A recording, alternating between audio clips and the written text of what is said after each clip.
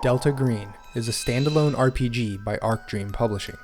The core books were released in 2018 as a pair, the Agent's Handbook, or Player's Guide, and the Handler's Guide, or GM's Guide. The rules are based heavily on the long-standing Call of Cthulhu RPG, as it was originally a source book for Call of Cthulhu back in 1997. This Delta Green RPG by Arc Dreams in 2018 was nominated by the ENnie Awards for Best Game as well as Best Rules. That year it won a Silver ENnie for Product of the Year and a Gold ENnie for Best Production Values. The core RPG comes as 2 books, but in this video I'm only reviewing the Agent's Handbook, which contains almost no information on the occult or the many supernatural threats that players will face, aside from some fun and very scary flavor text.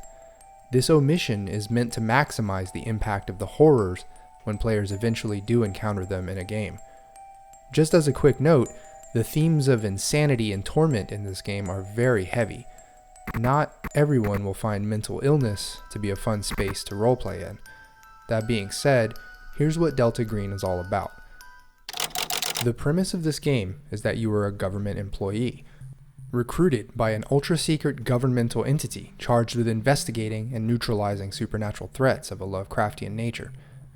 As a player or agent, you could be a member of one of a number of federal agencies, a law enforcement officer, or a member of the military. You could also be recruited by Delta Green as a computer scientist, engineer, historian, doctor, researcher, or virtually any modern profession. In the game, you have been recruited into Delta Green as an agent due to your perceived ability to handle exposure to or experience with the supernatural. But I have to mention its original inspiration in one of H.P. Lovecraft's most famous stories.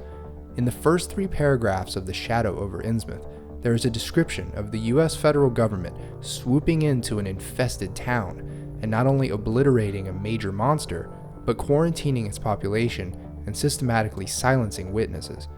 It's a powerful hook to one of his best stories, and the thought exercise in Delta Green is, what if that incident spawned a federal agency that continued to this day? One of the most striking portions of the Agent's Handbook is the rundown on federal agencies. Each of 4 law enforcement agencies are detailed.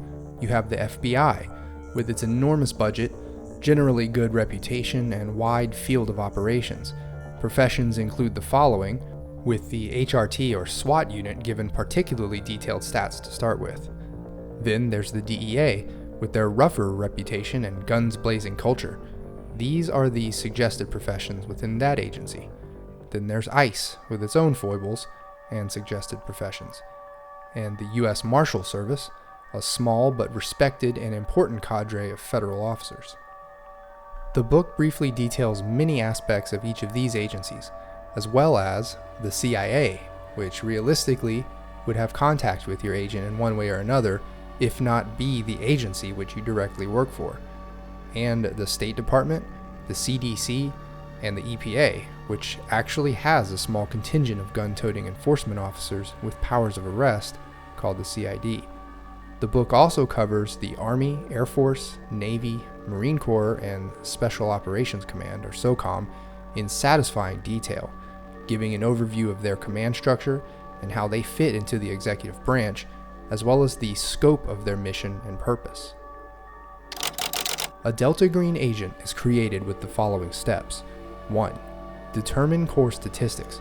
The core stats in this game are strength, dexterity, constitution, intelligence, power, and charisma, ranging from 3 to 18. If you're wondering, power is defined as an agent's force of personality, motivation, and psychic resilience. Roll 4d6 for each stat and drop the lowest die, or arbitrarily divide 72 points among the 6 stats. I found that the table they include to actually describe the range of stat scores is very helpful in bringing these numbers to life and making your agent seem more like a real person. 2. Calculate your derived stats. These stats are equally important as core stats in gameplay. Hit points are strength plus constitution divided by 2. Willpower is your power. Sanity, or San, is your power times 5, and your breaking point is your sanity minus your power. 3. Select your profession and skills. Skills are measured from 0%, representing no training, to a max of 99%, representing foremost global expertise. A good number of the 43 skills in Delta Green do not start at 0, but rather at some higher level. The list of skills on the character sheet go far deeper when you take into account types. So for example, the art skill actually has an unlimited number of types like forgery, singing, or acting, which you as a player have to determine at character creation.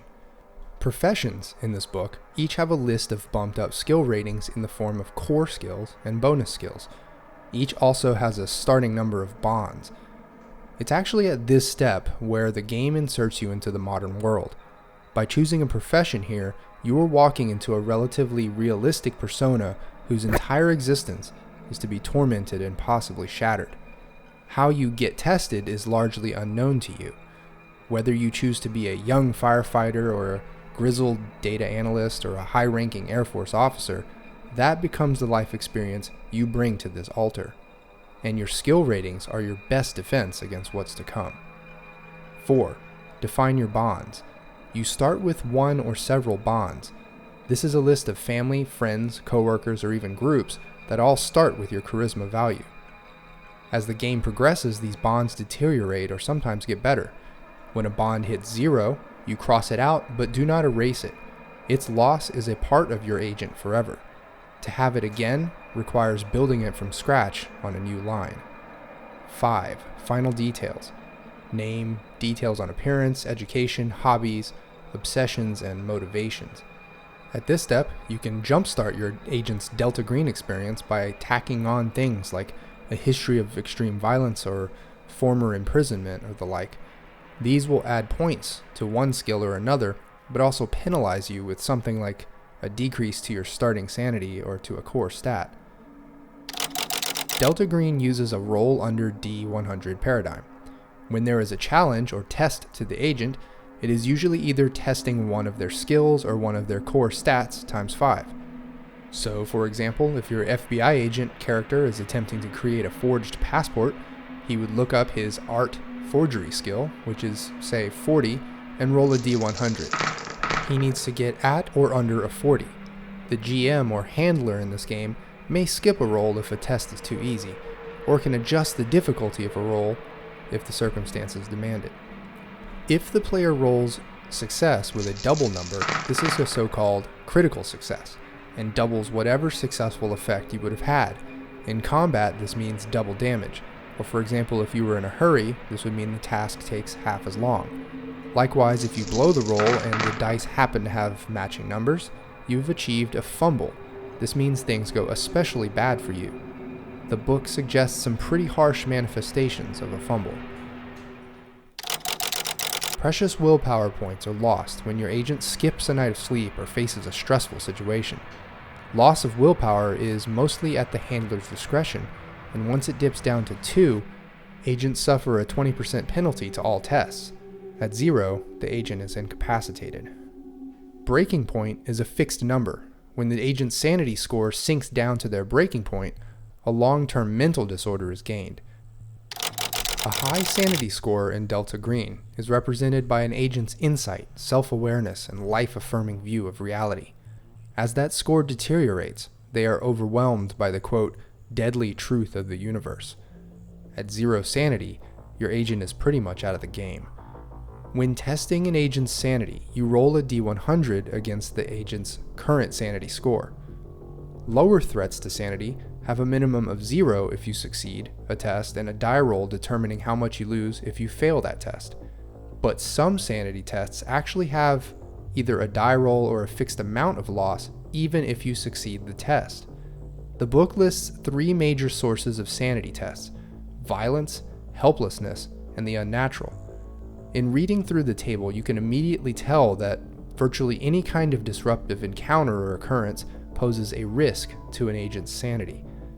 Sanity loss can trigger mental conditions such as temporary insanity, mental disorders, or even permanent insanity, each of which can affect your character either mechanically with rolls or through roleplay. There are 18 mental disorders listed, including addiction, depression, intermittent explosive disorder, dissociative identity disorder, amnesia, megalomania, and so on. Both willpower points and bond points are simply spent as currency to re-roll sanity tests or otherwise reduce a rolled sanity loss. The player comes up with a narrative for exactly how a bond suffers when they spend it to retain sanity. Agents can also regain sanity by doing a number of things. Most of these can be accomplished through home life vignettes between missions, which according to the book should only last about 15 minutes of table time. Attack rolls are a D100 roll against an agent's own skill with the weapon being used. Modifiers can enhance the roll up to 40% or against the roll infinitely. Damage is tallied by rolling the weapon's damage die and adding any damage modifiers your agent has from their strength score. Some weapons don't have a damage die, but rather a lethality rating.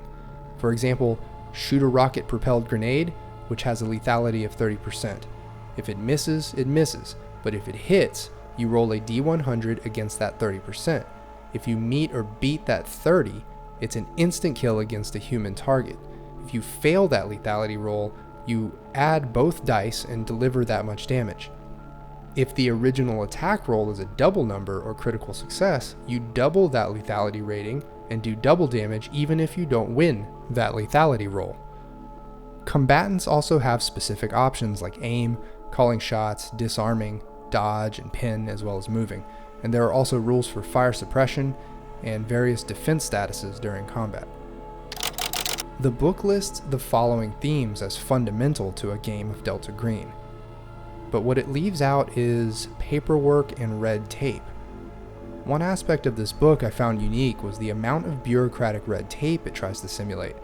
If your agent works for one of the alphabet soup agencies or the military, getting your hands on larger ordnance, vehicles, or other mission-critical equipment and services is not automatic. Rather, you are subject to expense reporting for these acquisitions, and depending on your rank, you could get into a lot of trouble for suspicious or inappropriate transactions. This is, of course, up to the handler on how realistic to get, but a game could go completely down the rabbit hole of gear acquisition and budgets, leading to supervisor reprimands, censures, and even getting fired, prosecuted, and/or imprisoned. Agents might have to get around government program managers with lucky rolls, or just play as a program manager to get access to larger acquisitions without raising suspicions. But if they can manage it, there's a wonderful section of modern weapons and equipment to play with, ranging from baseball bats to flashbangs to heavy rifles to EFP mines and cruise missile strikes. There's also a selection of communications, surveillance, optics, and survival gear that runs the gamut. Everything categorized by how hard the paperwork would be to successfully requisition it. The Agent's Handbook manages to fuse at least 3 separate things into a playable RPG: the battle for sanity, found in Call of Cthulhu, the struggle to uncover some dark mystery, and some peculiar realities about being a government agent in the United States in the early 21st century. The agencies and military professions are only an option, of course, but I think it would be hard not to play one of these at the table at least once or twice. But for a game of Delta Green to exist, you still need a handler who has read the Handler's Guide. I covered that in another video. Links for everything are below. Thanks for watching. This is Dave signing off. See ya.